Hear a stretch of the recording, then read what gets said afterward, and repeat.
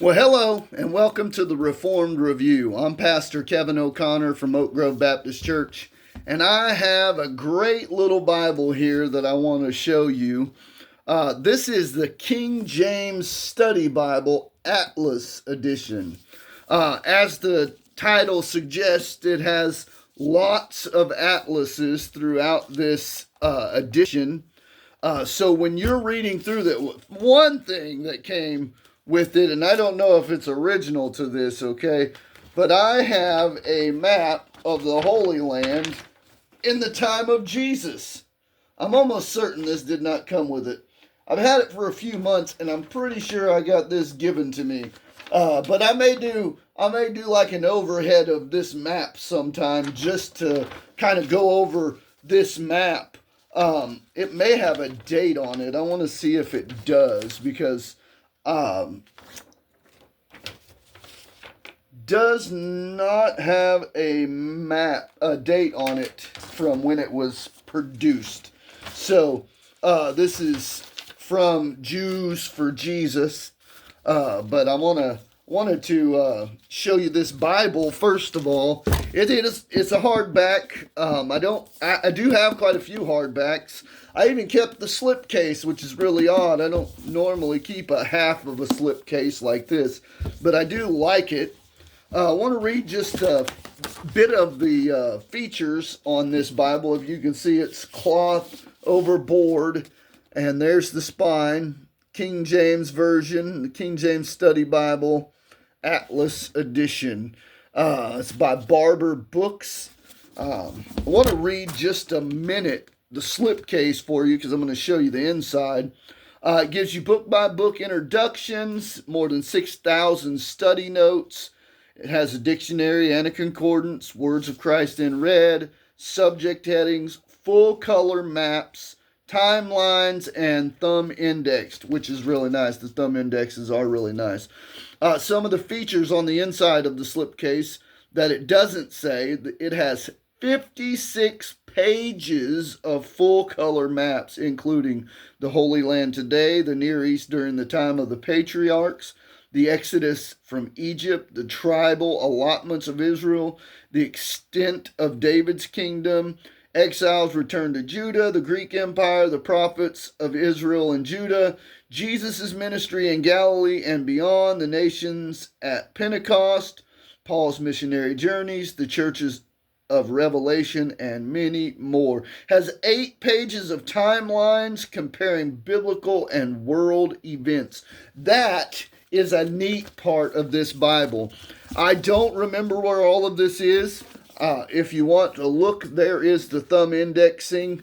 It is not a premium Bible. It is paced down, obviously. It does have reinforcement tape, and you can see that reinforcement tape is thick, okay? So it should hold up well.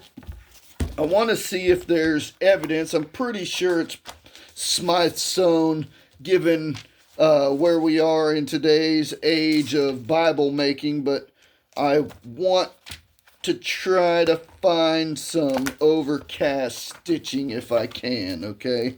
I have not looked for that. The font in this Bible is probably an 8. It's not terribly big.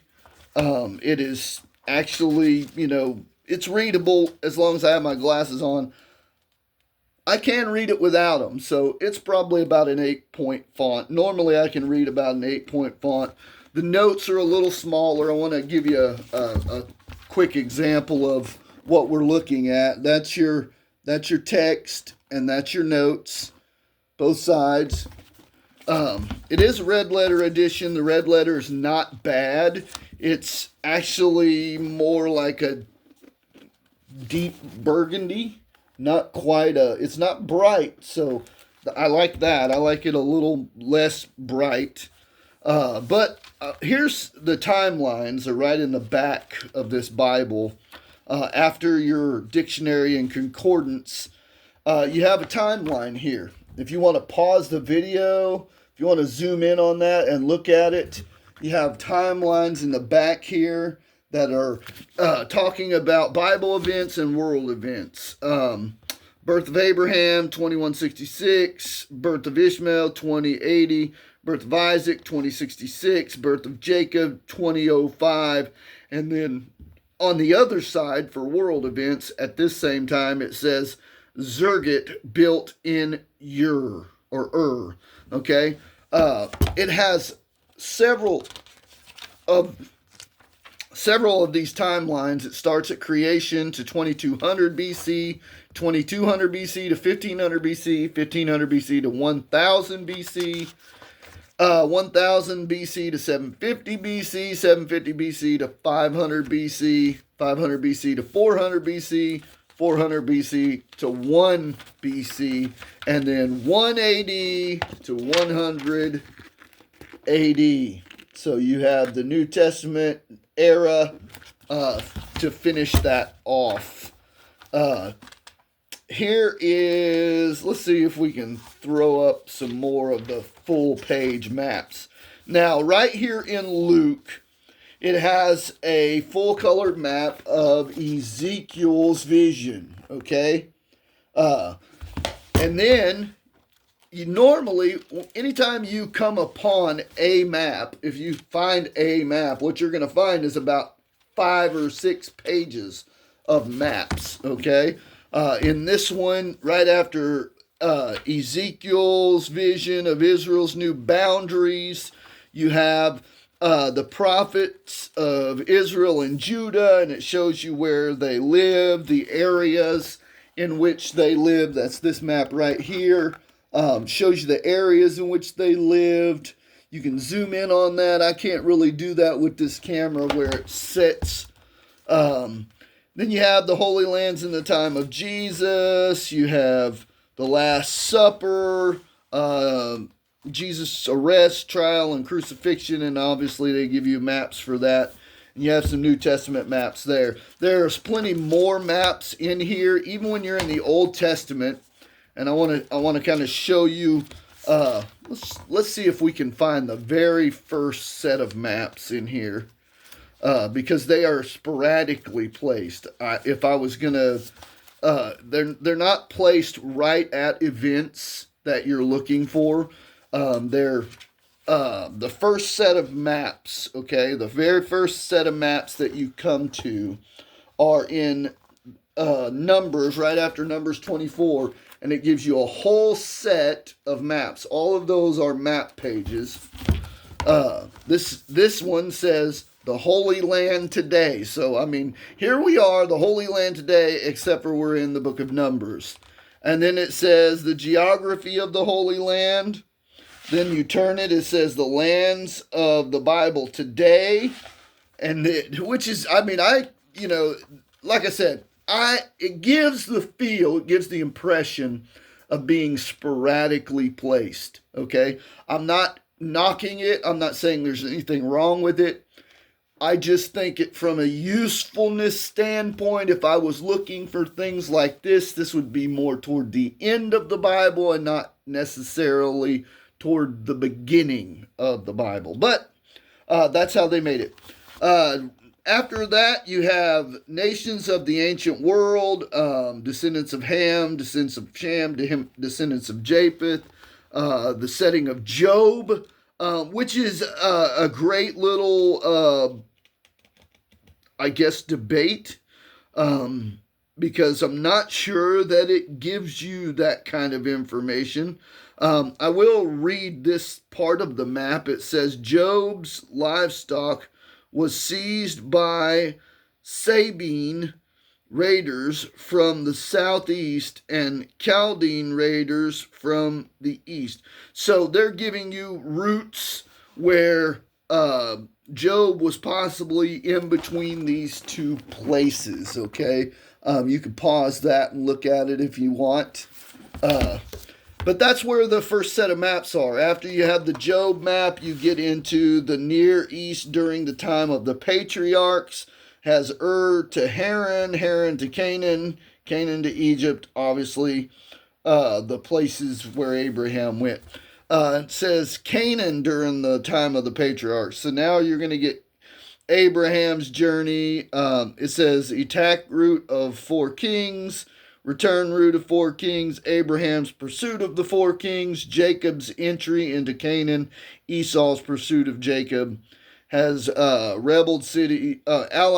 rebel cities, clashes of forces, altars built by Abraham, Isaac, or Jacob. So it has altars on here, little gold marker showing the altar being built. So those are neat. They are. I mean, at least for this section, these are kind of in the right spot in my thinking. And then it says Egypt in the Bible. Okay, Egypt was this whole section, and they give you Cush and Egypt in this map. I'm not going to walk through every single map in here. I think you get the idea. You get a good hardback King James Bible with a concordance, with a dictionary. You get study notes. You get book-by-book introductions. I guess we could look at one of the book introductions. Let's go to First Chronicles, since I'm right here, and kind of get an idea. So for a book introduction, you're going to get this section right here. You get a introduction to First Chronicles, the author, and the occasion. So that's your book introduction to First Chronicles right there. Not going to go over everything in this Bible. Like I said, it is really neat, and I have looked at several of the maps when I was going through some things in the Old Testament with Abraham, when I was dealing with cities of Abraham, when he was fighting the 4 kings or pursuing them, when he was rescuing Lot. So the map was useful for those things, useful when talking about the Exodus or where Mount Sinai is and things like that. So this Bible was really, really neat for that. I don't use it for anything other than that. It does, if you can tell, it has brown head and tail bands, kind of matches, or tan, probably tannish brown head and tail bands that match the tannish brown color on the back side of this. I do like the kind of floral design or leaf design that's on this section of the cloth overboard. I'm pretty sure this part's cloth and this part's paper. But it still looks nice, it feels nice, and I did see stitching in here, so it is Smythe sewn as well. It's not just glued binding, so it's going to hold up really well. Probably need to sew it just because you have all that cardstock in there for the maps, would be my guess. But there you have it, the King James Study Bible Atlas Edition, thumb indexed, from Barber Publishers. If you don't have one, I would encourage you to get one. I think I paid like $10 for this Bible. And it's really, really neat, really useful for what it is. An Atlas edition of the Bible does have some helpful study notes. They're not on every single verse, but it gives you enough that you can do a pretty good Bible study from it. That's all I have for right now. I am going to tell you that I am trying to get my subscriber count up to 500. That's the new goal. So if you watch this video, my goal is to get the subscriber count of this channel to 500 subscribers. We're, I think, close to 250 subscribers right now. So I want to try to double that over the next month or so. If you could help me out with that by hitting the subscribe button, hitting the like button, sharing this video, tag your friends in it, share it on Facebook, share it wherever you can share it, so that we can get the subscription up to 500 people, okay? God bless you. Till next time, keep reading your Bible.